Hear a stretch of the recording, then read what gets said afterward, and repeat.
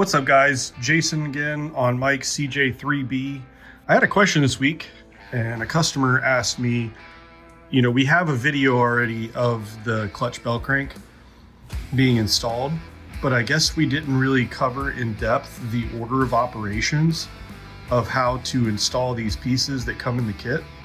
Now, we have the kit where it's going to come with the bell crank, it's going to come with 2 discs, it's going to come with 2 felts here, it's going to come with the spring, and then it's going to come with these oil seals, which I've already put on the studs. It's also going to come with this stud, which goes on the transfer case, as well as the stud that goes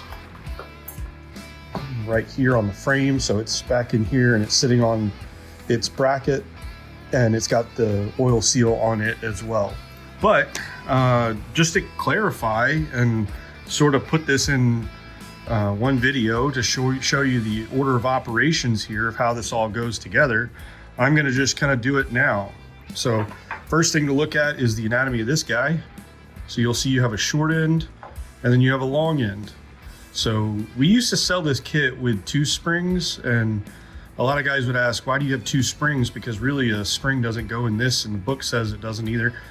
But we included an extra spring. There were some bell cranks that would take 2 springs or allow for that.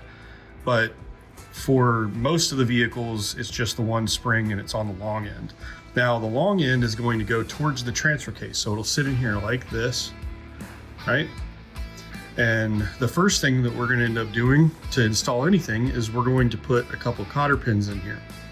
Now that's going to act as our base so that we can put the disc down in there. So these cotter pins, I have a field kit, which I'll put the part number in. It's got a number of various different, lengths and sizes. I'm not going to do a full thing because I'm going to end up taking this apart anyway.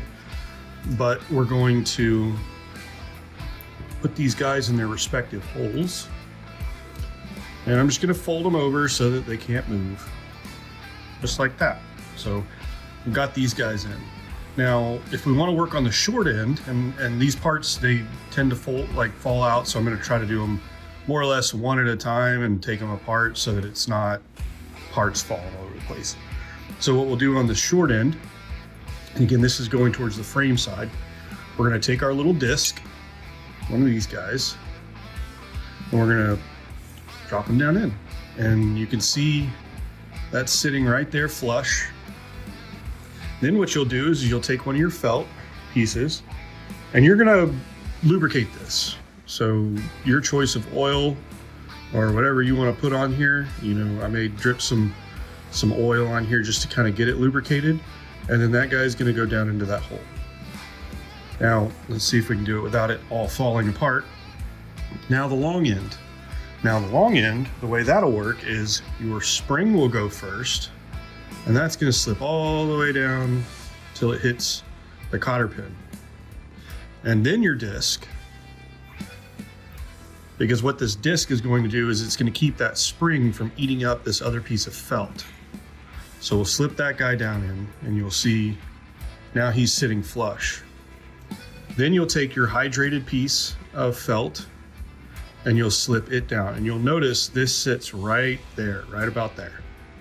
So that's going to be enough for us to be able to put the ball in, and you've got some spring tension up against this side right here. Now, if you've done this before, you know that this is probably one of the most annoying things to put in. Guys have different ways of doing it. Sometimes you'll go ahead and put it on the transfer case side first, then you'll have this guy swing around, and sometimes you can get it to pop on, depending on where your transfer case is set up.